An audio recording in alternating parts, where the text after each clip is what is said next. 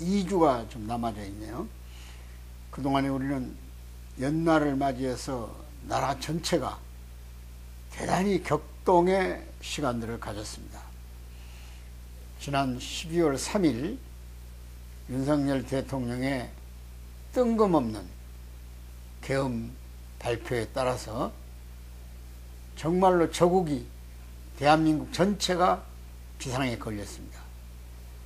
그렇지 않아도 이념적 대결을 벌이고 있는 대한민국 국민들의 정서 속에 또다시 보수와 진보라는, 광화문과 여의도라는 대국민적 대립과 갈등이 심화되는 극도의 시간들을 보냈습니다.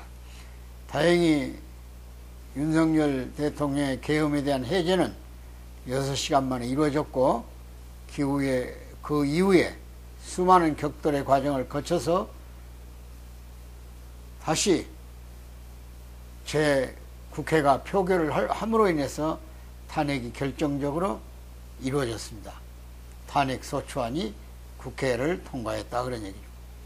204표 찬성, 85표 반대, 그 외에 무효표, 기권표 등 처리가 됐습니다. 존경하는 국민 여러분, 민주주의로 가는 길이 얼마나 험하다는 것을 우리는 지금도 눈여겨보고 있습니다. 선진국이 되면 그런 불안한 소요의 조건들이 사라질 줄 알았는데, 아직도 이 나라가 불행하게도 그런 덫에 걸려버리고 말았다, 그런 얘기죠. 이제 윤 대통령의 헌법 교란 또는 내란, 이런 정지에 대한 문제는 전적으로 헌법재판소가 결정할 겁니다. 국민들은 다시 일상으로 돌아가서 모든 일을 제자리에 가서 모처럼 쌓아놓은 우리의 모든 업적들을 사라지지 않게 지켜야 할 겁니다. 지난번에 저는 추락하는 국가의 품격을 어떻게 할 것인가를 걱정했습니다. 나라의 모든 권위가 국제적으로 추락했다, 그런 얘기. 그것은 바로 우리 금융시장이 입증해주고 있는 겁니다. 고환율, 우리 원화 가치가 사정없이 떨어져서 1430원, 60원대를 오고 갑니다. 증권시장은 130조에서 70조에 가까운 돈이 날아가 버렸어요. 일상적인 시장이 아니라 완전히 기력을 잃어버린 외국인들이 매출을 주도하는 시장으로 바뀌어버렸다 그래요. 그런데 우리가 간과해서는 안 되는 일이 하나 있습니다. 그것이 바로 북한의 김정은의 동향을 주시할 필요가 있다, 그런 얘기. 나는 오늘 그래서 북한 김정은 정권의 동향이 주목받고 있다, 주목받아야 된다, 동향을 주시하자, 그러냐, 주시하자.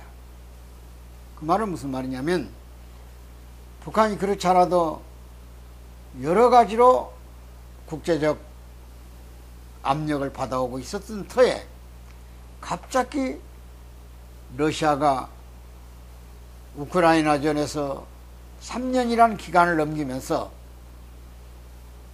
엄청난 손실을 봅니다.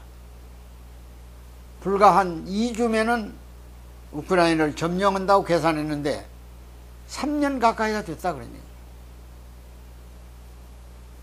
병력만 약 60만 명을 손상시켰다는 거예요. 물론 우크라이나는 엄청난 피해를 봤죠. 그러나 그 전쟁은 끝이 없습니다. 북한은 러시아의 그 아쉬운, 아파하는 점을 재빠르게 파악해가지고 푸틴과 김정은 사이에 파병이 결정됐어요. 약 1만 3천 명 이상의 북한군이 러시아 현지 우크라이나 전선에 투입되게 됐습니다. 지금 전선에서 북한군의 전사 소식이, 또 북한군의 시신을 사진으로 찍어서 전 세계 보도하고 있는 내용들을 제가 직접 접하게 됩니다. 전에도 말씀드렸습니다만 우크라이나 전선은 평야입니다. 밀밭이고 보리밭이에요. 목화밭이고. 이 한반도가 아니에요. 산악이 있는 지역이 아닙니다. 노출된 병력은 지금 드론 전쟁입니다. 완전히 무인기 전쟁이에요. 사정을 집단으로 살해당하는 겁니다. 아마 시간이 흐르면 대규모의 북한 병력이 우크라이나 전선에서 자유를 찾아서 투항할 겁니다. 이미 그 공작조들이 우리 한국 국정원에서 현지를 파악하고 한국어로 된 방송을 보내기 시작했다고 그래요. 자, 그런데 김정은은 지금도 북한에서 그 보도를 하지 않습니다. 왜 인민들을 죽음의 사지에 몰아넣느냐 할 것은 뻔한 이치고, 또 북한 젊은이들이 대량으로 죽었을 때 그 소문은 반드시 나게 됐습니다. 지금 북한도 우리 핸드폰이 그들을 말하는 손전화죠. 약 700만 대로 추산되고 있는 손전화가 북한 주민의 손에 들려 있어요. 무슨 당장 장마당을 가지고 경제를 운영하다 보니까 장마당이란 경제에 대한 정확한 보도를 서로 간에 교환해야 되지 않습니까? 그 바로 수단이 통신수단이에요. 구두로 전달이 안 돼요. 물건을 공급받고 물건을 판매하고 시장의 수요를 조사하고 이런 내용들이 장사꾼끼리 거래되는 거예요. 민감하죠.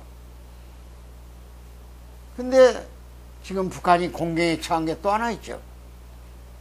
지난 10월 달에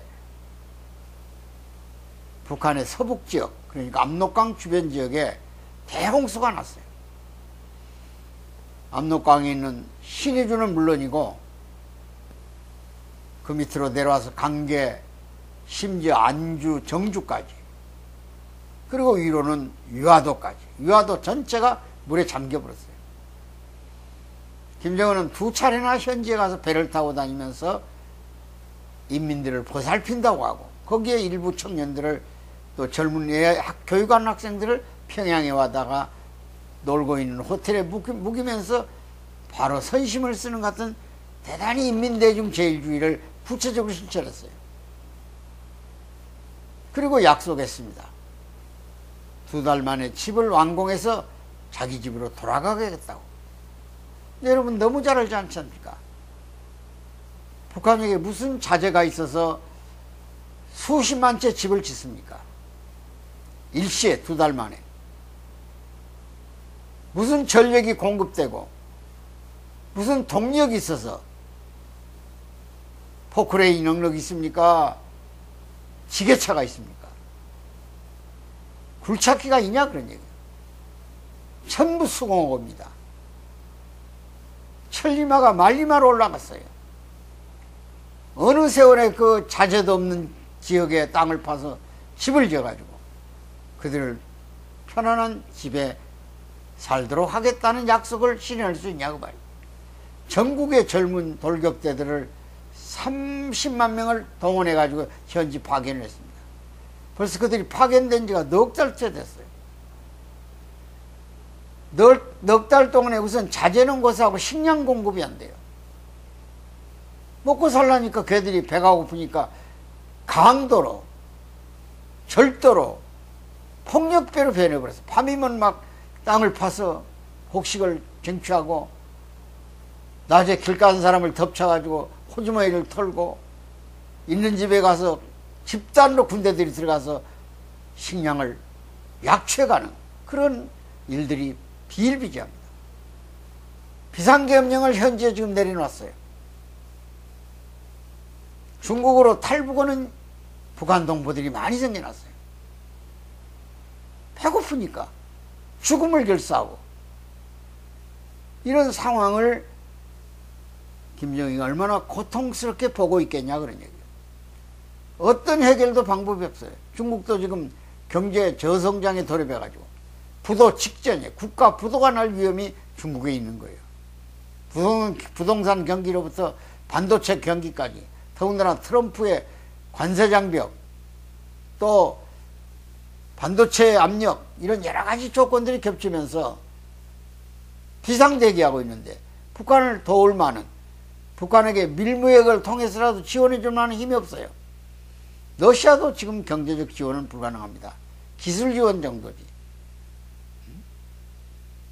물론 북한 파병된 군인들이 약 2,000불을 받아요. 들리는 말에 의하면은 75%를 김일성 정치자금으로 쓰고 39호실에서 나머지를 돌려준다는 겁니다. 그럼 2,000불에 20%면 한 40불, 5불이면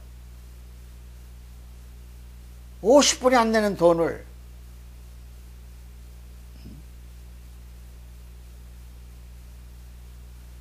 그 북한 인민 장병들이 거기서 여러 가지로 쓰여지고 집에 좀 보내고 할 텐데, 그것도 두려워서 못 보낼 겁니다. 왜냐하면 노출되기 때문에.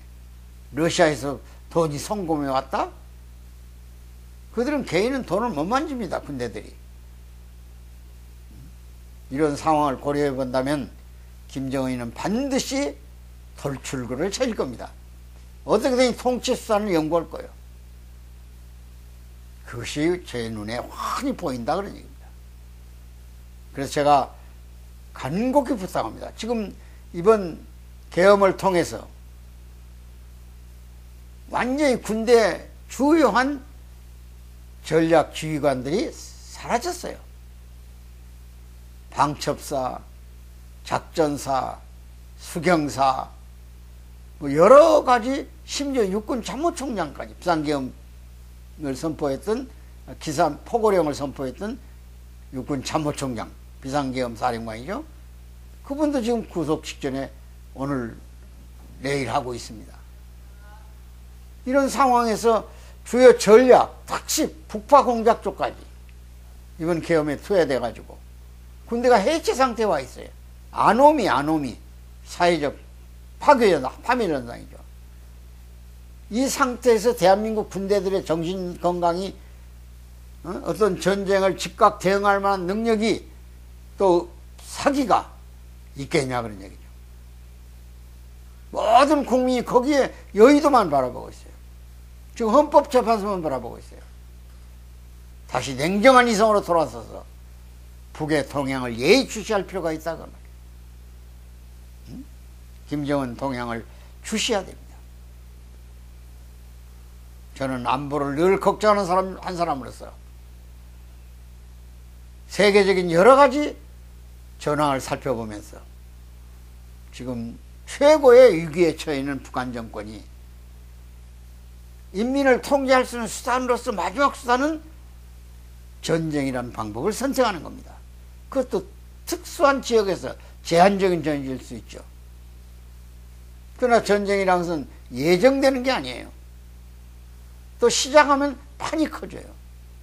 우크라이나는 러시아가 한 2주면은 전략지역을 함락해가지고 러시아가 승복을 받으려고, 항복을 받을 계산을 하고 시작했습니다. 그러나 3년이 다 돼갔지 않습니까? 이거 똑같은 거 상황이. 북한이 NLL 같은 지역, 북방 한계선 침투할 명분을 찾을 수 있어요. 서해 5궤도 도죠. 그렇지 않으면 최전방 동해안의 어떤 전선을 침략해가지고, 그렇지 않아도 계엄을 통해서 우리 국민에게 좀 회자되고 있는, 아직 정확한 판단은 안 썼습니다만은 무인기가 평양에서 나타난 거, 오물 풍선에 북한이 내보내고 있는 풍선의 근원지를 원점을 타격하라는 어떤 국방부의 계획이 있었다면은 얼마나 그 사람들이 그걸 구실로 삼겠냐 그런 얘기예요. 우리가 일으켰다고 하겠죠. 6.25 전쟁도 그런 전선에 걸쳐서 북한이 침공을 했음에도 우리 백선엽 장군이 주도하던 서해사령부, 거기서는 사전에 예비 튼튼한 방어를 가지고 있다가 공격을 해서 조금 북진했던 경험도 있지 않습니까? 그러니까 그런 걸 구실로 삼아가지고 우리 남쪽이 북진했다, 이런 수작을 부리는 공산당 전략이 있는데, 북한의 기묘한 전략이 있는데, 이런 여론이 분분하고 여러 가지 오해 살 수 있는 근거를 우리가 제시했다면 그 사람들은 그것을 거꾸로 역이용해가지고 이런 기회야말로 절대 기회라고 생각하면서 한반도 전쟁을 국지전이든 전면전이든 일으킬 위험이 우리 앞에 상존하고 있다는 점에서 오늘 북한 김정은 정권의 동향을 전 국민이 예의주시해야 됩니다. 그리고 권력 대행을 맡고 있는 한덕수 체제는 빠른 시간에 군사 조직을 재정립하고 무슨 군의 정신전력 교육을 강화해서, 이미 북한은 우리를 적대국가로 선언해버렸지 않습니까? 만일 북한이 괴멸했을 때 우리 국군이, 우리 한국이 정치적 주도권을 가지고 외국 군대가 주둔하려 할 때 그것을 방어할 수 있는 가장 중요한 전략이 이번 지난 8.15 광복절에서 대통령이 제안했던 독트린이에요. 독트린. 우리의 준엄한 가치인, 헌법적 가치인 자유민주 통일의 노선을 정확하게 규정한 겁니다. 우리는 두 국가가 아닙니다. 하나의 국가지. 그게 정확한 통일이 우리의 미래예요. 비전이에요. 발전의 원동력이에요. 더군다나 공급만 전쟁이 지금 심각한 상태에 와 있는데, 북한의 자원과 노동이 남쪽의 자본과 기술이 합쳐졌을 때만이 한국의 미래가, 조국의 미래가 있는 거예요. 우리는 한국인은 위대합니다. 그렇기 때문에 이런 비상시국을 관리할 능력이 있어요. 정신 바짝 차리고 국가가 있어야 좌우가 있는 거예요. 광화문 있고 여의도가 있는 거예요. 부디 모든 양심에 따라서 자기들이 정치적 행동을 할 수 있지만은 그 상위 개념으로서 국가 안위가, 국가의 안보가 절대 중요하다는 사실을 오늘 말씀드리겠습니다. 오늘 주제를 북한 김정은 정권을 예의주시하자, 북한 동향을 예의주시하자는 내용으로 오늘 말씀을 드렸습니다. 대단히 감사합니다.